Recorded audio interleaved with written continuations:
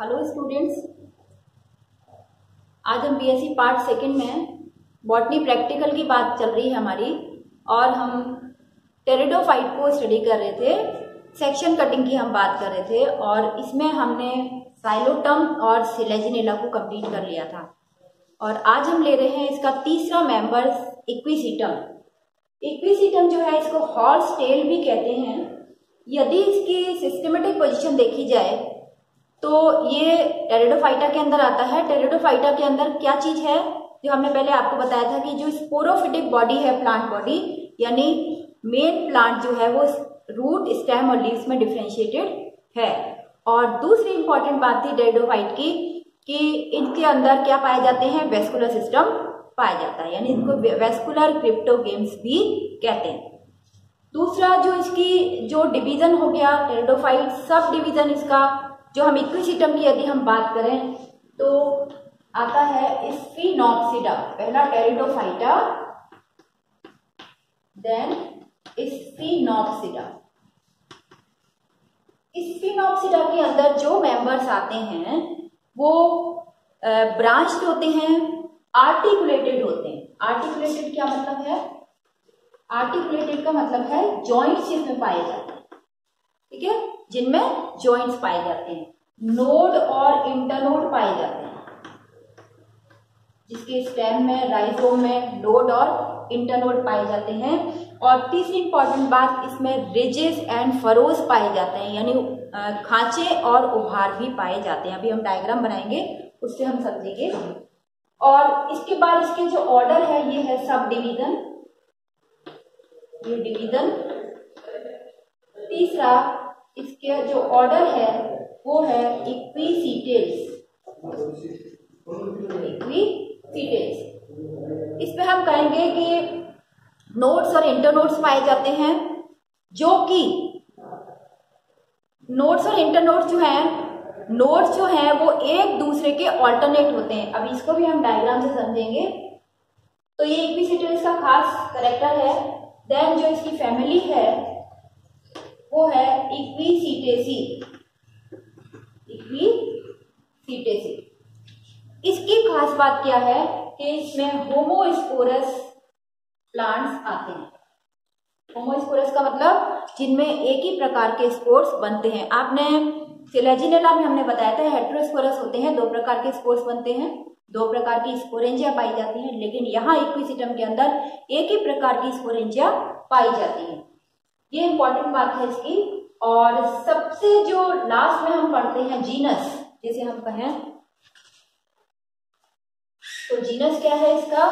Equisetum, क्योंकि हम genus को ही पढ़ रहे हैं और इसकी एक्सटर्नल यानी मॉर्फोलॉजी और इंटरनल स्ट्रक्चर हम पढ़ेंगे। तो इक्विसीटम की खास बात ये है कि इसके अंदर एक तो लीफ जो है वो सिंपल होती हैं, लीव्स स्मॉल, जिनको हम कह सकते हैं माइक्रोफिलस है ये प्लांट, ठीक है, माइक्रोफिलस। माइक्रोफिलस का मतलब है छोटी पत्तियां उपस्थित होती हैं। दूसरी बात ये कि इनके अंदर संकन स्टोमेटा पाए जाते हैं। कहाँ? संकन स्टोमेटा इन स्टेम। स्टेम के अंदर संकन स्टोमेटा पाए जाते हैं। तीसरी इंपॉर्टेंट बात यह है कि इसमें पेलिसेड जो है टिश्यू, पेलिसेड टिश्यू जो अपन लीव्स में देखते हैं वो यहाँ स्टेम में पाया जाता है। Presence of palisade in stem, इसका क्या मतलब है कि ये जो है स्टेम के अंदर इनमें जो अपनी फोटोसिंथेसिस की क्रिया है वो कहाँ होती है?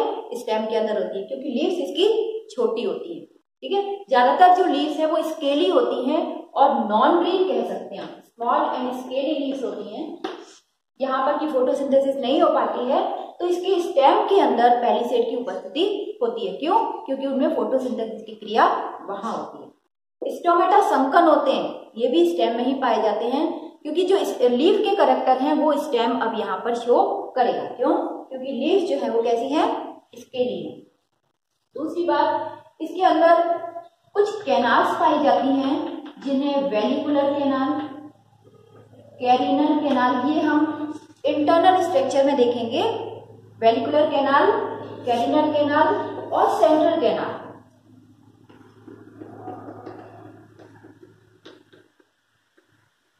वेलिकुलर, कैरिनल और सेंट्रल कैनाल ये भी पाई जाती है। ये किसमें?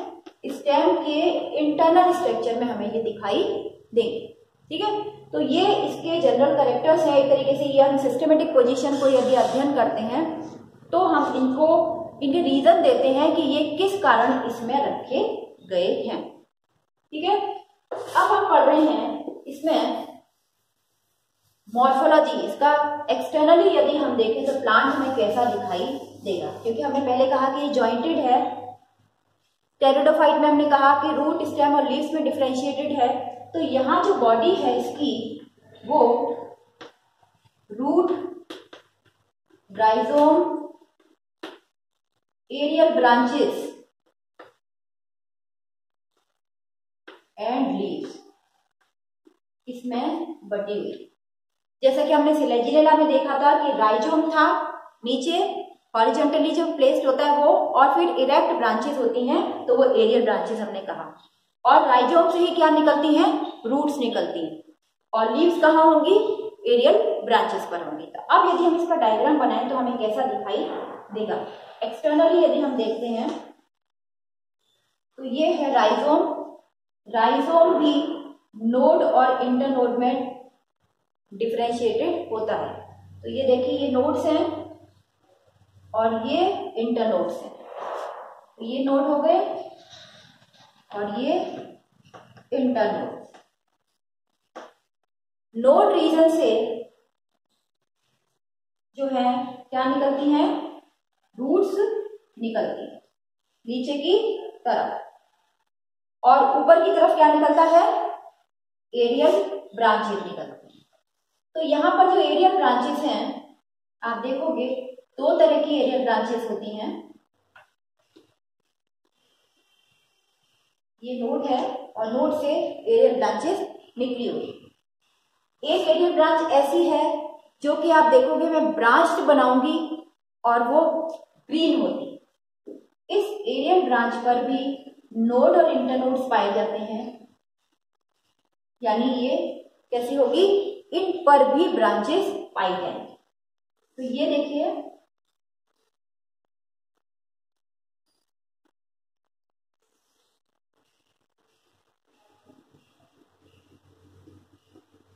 ये एरियल ब्रांच ऐसी है जिस पर भी जो कि ब्रांच है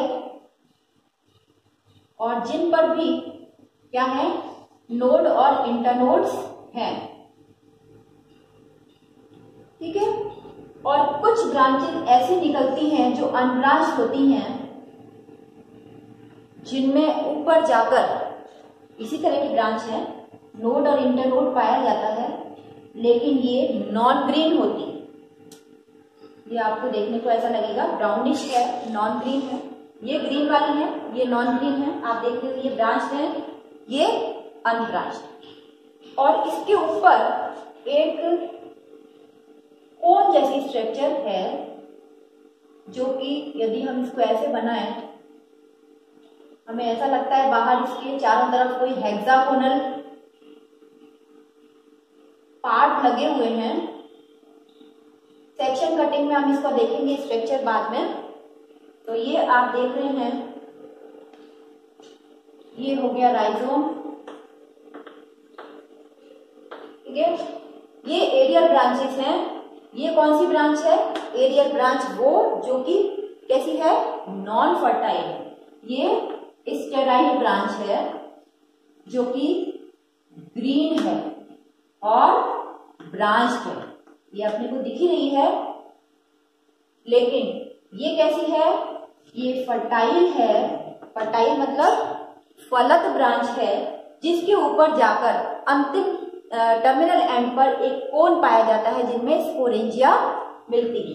तो ये फर्टाइल है, अनब्रांच्ड है,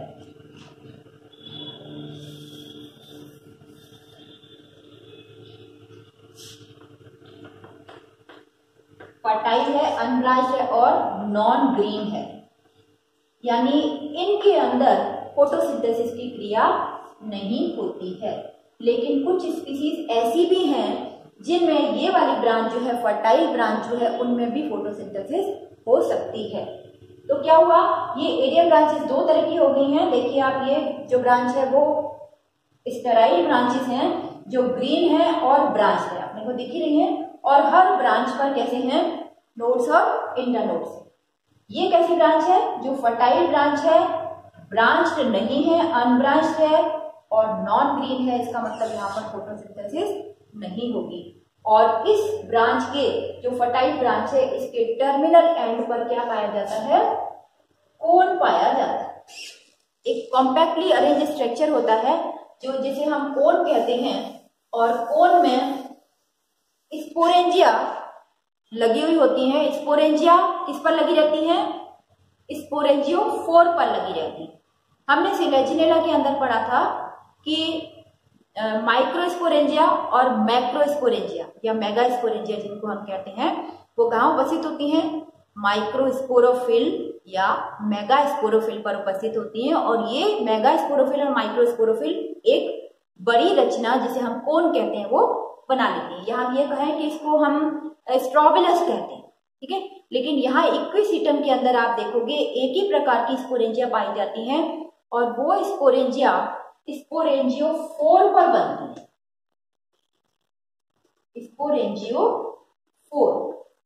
स्पोरेंजियोफोर जो है वो चक्रीय क्रम में व्यवस्थित होकर क्या बनाता है, कोन बनाता है, ठीक है।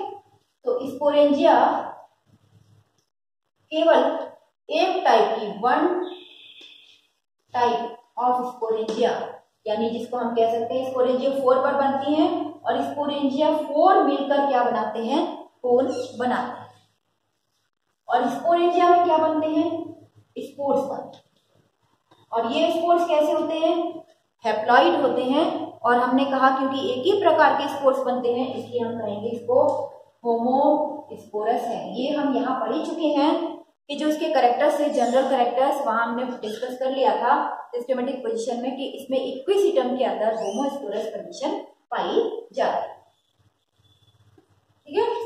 तो ब्रांचेस का हो गया। राइजोम हमने पढ़ लिया कैसा होता है, नोड और इंटरनोड में विभक्त है। नोड्स पर नीचे की तरफ रूट्स और ऊपर की तरफ एरियल ब्रांचेस पाई जाती है। तो ये हैं एरियल ब्रांचेस, ठीक है, जिसमें ये स्टेराइल हो गई और ये फर्टाइल। अब इन नोड्स और इंटरनोड्स पर क्या व्यवस्था होती है, तो इन नोड रीजन पर हमें हमेशा से ही पता है, जैसे हायर प्लांट्स में होता है कि इन पर लीव्स उपस्थित होती हैं। तो यदि हम एक पार्ट इसका बनाएं, ये लीव्स इस प्रकार से होती हैं, हमें ये ऐसा दिखता है, आर्टिकुलेटेड है जॉइंट्स के कारण, और लीव्स इसकी नोड पर इस प्रकार से दिखाई दे। अब यदि हम इसका एक पार्ट बनाएं, केवल स्टेम का एक पार्ट बनाएं, तो हमें वो कैसा दिखाई देगा।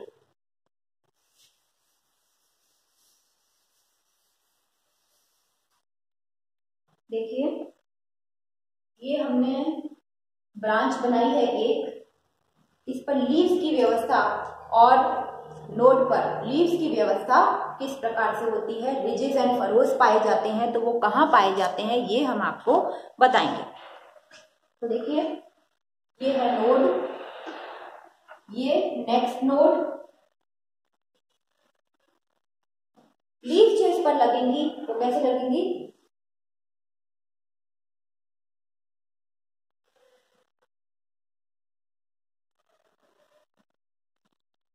ये इसमें एक लीफ शीट से कवर्ड रहती है। ये लीफ शीट है। इनको आप एक टिपिकली देखेंगे तो यहाँ स्टेम के अंदर ये एरियल ब्रांच है, इसके अंदर जो नेक्स्ट नोड पर लीफ होगी वो किस प्रकार की होगी, बिल्कुल अलग। देखिए यहाँ ये हमको दिख रहे हैं, ये शीट है एक तरीके से, और ये यदि हम इसको आगे वाले नोड पर मिलाएं तो हमें ये जो नोड इंटरनोड है वो हमें लगेगा कि रिजेस से भरा हुआ है, रिजेस और खांचे यहाँ पर हैं, यानी रिजेस एंड ग्रूव्स हैं, यानी उभारे और खांचे यहाँ पर उपस्थित हैं। और इन उभारों और खांचों को इस ढंग से देखें तो इस नोड पर जो खांच है वो ऊपर वाले नोड पर रिजेस को की लाइन इसकी मिलती है। ये देखिए यहाँ खांचा है और ऊपर क्या है, रिज है। इसी तरीके से यहाँ उभार है, रिज है, तो यहाँ क्या आएगा, खांचा। तो ये हम कह सकते हैं कि ये जो इसकी लीव्स हैं वो एक नोड से दूसरे नोड पर एक लीफ को ऑल्टरनेट करती है। ये लीव्स ऑल्टरनेट क्रम में है तो चक्रिक, ठीक है, पूरे नोड पर चक्रीय क्रम में लगी है। लेकिन यहाँ आप देखोगे कि रिजेस और उभार के हिसाब से, उभार और खांचे के हिसाब से देखोगे तो ये लीफ हमें ऐसे दिखेगी कि यहाँ ये ऑल्टरनेट कर रही है दूसरे नोड पर। आप देखिए जैसे यहाँ इसकी ये शीट है और इसी में उभारे और खांचे को हम मिलाते हुए बात करें तो यहाँ पर ये खांचा है और ये इसके उभार में जाके मिल रहा है, ये इसका खांचा है तो ये इसके उभार में मिल रहा है। तो यह शीट की लीफ की भी व्यवस्था ऑल्टरनेट होती है और उभारों और खांचों की व्यवस्था भी हर नोड पर ऑल्टरनेट होती है, एक नोड से दूसरे नोड पर। तो हम कह सकते हैं कि ये जो कहना चाहिए रिजेस एंड फरोज है इंटर नोड्स पर, वो एक दूसरे के ऑल्टरनेट होते हैं, यहाँ ये व्यवस्था होती है। और लीव्स भी इस पर ऑल्टरनेट पाई जाती है। लीव्स कैसी हैं, यदि एक्सटर्नली देखें तो स्केली हैं, लगभग नॉन ग्रीन हैं और छोटी लीव्स होती हैं। तो यहाँ हमने ये पढ़ा है, आज की ये एक्सटर्नल स्ट्रक्चर है। रूट, राइजोम, एरियल ब्रांचेस और लीव्स में डिफरेंशिएटेड प्लांट है। राइजोम हॉरिजॉन्टली प्लेस्ड है, नीचे की तरफ नोड्स और इंटरनोड्स इस पर पाए जाते हैं। नोड रीजन पर रूट्स पाई जाती हैं नीचे की तरफ। रूट्स भी छोटी होती हैं और ज्यादा गहराई तक नहीं जाती हैं। स्टेम में जो एरियल ब्रांचेस हैं, दो तरह की ब्रांचेस हैं, फर्टाइल और स्टेराइल। स्टेराइल ब्रांचेस ग्रीन हैं, ब्रांच हैं, बटी हुई हैं, इन पर लीव्स पाई जाती हैं। और जो फर्टाइल ब्रांचेस हैं वो अनब्रांच्ड है, नॉन ग्रीन है, जिसकी टर्मिनल एंड पर स्पोरेंजियोफोर का ग्रुप पाया जाता है जो चक्रीय क्रम में व्यवस्थित है, जिनमें की स्पोरेंजिया बनती। और यदि एक पार्ट देखें तो इस स्टेम का इस प्रकार से कि इंटरनोड्स में रिजेस की स्थिति, रिजेस एंड फरोज जो है, उभार और खांचे जो है वो ऑल्टरनेट होते हैं, एक का उभार तो दूसरे का खांचा, दूसरे नोड पर खांचा। और लीव्स की व्यवस्था भी इन पर इसी प्रकार की होती। तो आज हमने एक्सटर्नल पढ़ा है और नेक्स्ट टर्न पे हम इसको इंटरनली स्टेम को नोड रीजन से, इंटरनोड रीजन से, देन इसकी रूट्स, इसको स्टडी करेंगे। Thank you.